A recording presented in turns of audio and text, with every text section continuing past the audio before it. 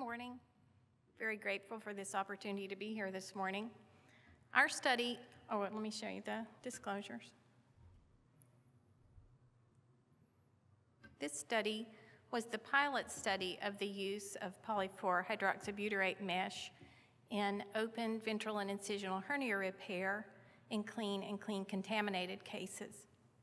And while mesh products most frequently used are synthetic these days, such as polypropylene, over the last 15 or 20 years, biologic products have also been described and used in ventral hernia repair, and both types of mesh have known advantages and disadvantages. More recently, poly-4-hydroxybutyrate, or P4HB, which is biologically derived and fully resorbable, has been described for a number of medical uses and has been used in the mesh, which is a monofilament mesh, has been used in animal models with favorable results. The purpose of this study was to prospectively evaluate clinical and quality of life outcomes for adults who underwent ventral hernia repair with P4HB mesh. And a secondary aim was to compare the outcomes for the patients from the prospective P4HB mesh study with similarly matched cohorts of patients who had had ventral hernia repair with either synthetic mesh or biologic mesh.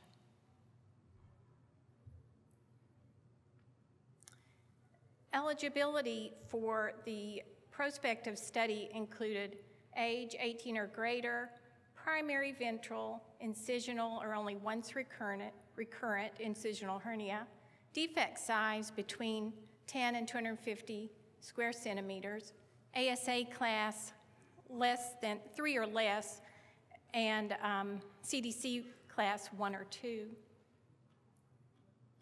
In order to identify the patients for our matched cohorts, we queried our surgical database for all cases of open ventral hernia repair done by the same surgeon who had performed the P4HB cases over a 7-year period with at least 1 year since repair. And then through systematic exclusion, we identified the 2 cohorts. For example, we excluded any patient who had CDC wound class other than 1. We excluded anyone with ASA class greater than 3. We excluded any patient with more than one previous hernia repair, and we excluded anyone with less than 30 days follow-up from the medical record review in our system. And because we did not have complete information about hernia defect size, we used mesh size to guide those patients that were included in the study. All the ventral hernia repairs were done via a Reeves-Stopa approach with retrorectus mesh placement. So first, the prospective P4HB mesh patients. A total of 31 patients were enrolled in the study and had hernia repair. A little more than half of them were female, and a little more than half of them had a previous repair. About a third of them were employed at the time of hernia repair, and the median age was 52 years, and the median BMI was 33 for this group of patients. We followed these patients with office visits at 5 time points over 2 years. This table presents comparisons to the 2-week patient responses for pain, abdominal binder use, and employment status. Pain ratings were significantly decreased at the 3, 6, and 12-month time points. About 1 in 5 patients were still using their abdominal binder at 6 months, and there was no significant change in employment status over the time periods. This figure presents the comparisons to baseline at 12 months and 24 months of the SF-12 norm-based mean scores.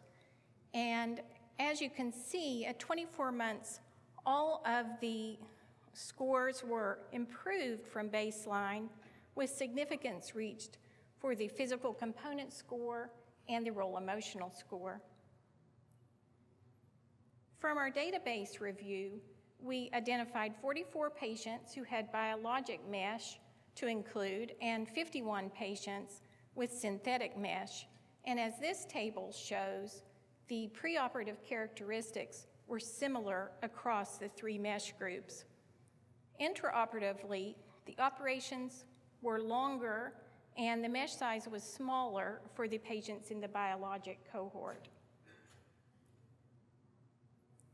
The median amount of follow-up for the patients that had synthetic mesh placed was about 4 months, and the interquartile ranges are also showed here. And for the other 2 mesh groups, the median amount of follow-up was just over 1.25 years. Outcomes were evaluated by surgical site events and hernia recurrence. We noted that 19% of the patients with the P4HB mesh had some degree of a surgical site event. 45% of the biologic mesh patients had a surgical site event, and 31% of the synthetic mesh patients had some surgical site event. Most commonly among the P4HB mesh patients, the problem was seroma. Most commonly among the biologic mesh patients was seroma or superficial surgical site infection. The synthetic mesh patients more commonly had superficial surgical site infection. None of the patients in the P4HB mesh group had a hernia recurrence, whereas 18% of the biologic mesh patients had recurrence and 8% of the synthetic mesh patients had a hernia recurrence. The primary limitation of this study is the retrospective nature of the group comparisons, and also we had limited follow-up, particularly for the synthetic mesh patients.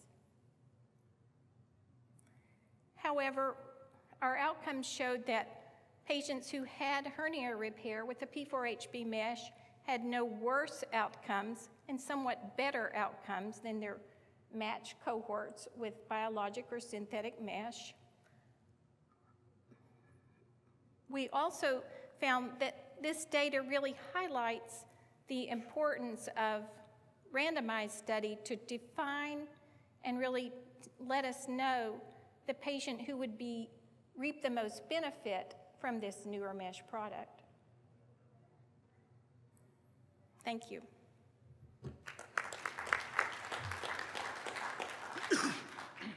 Questions from the audience? So I felt like one of the most interesting pieces of information you presented was that almost 70% of your patients were unemployed or disabled. Can you comment on your other groups on how hernia repair affected those? I know you showed in the P4HB that it made no difference. What was the employment status of the other groups? Following ventral hernia repair, yeah. Well, of course, and that was across, prior to the ones that we predicted. And I think that group of patients is typical of our patient population, probably somewhere between 30 and 50% employed, and a number retired also fit into that unemployed status, and a number of disabled. I think it's probably typical of our patient population. Did ventral hernia repair alter that? It did not for the P4HB mesh patients, no. There was no change in employment status to the follow-up that we had for those patients. Great. Thanks very much. Unless there are other questions, we'll move on. Great. Thank you, everybody. Thank you very much. Great session.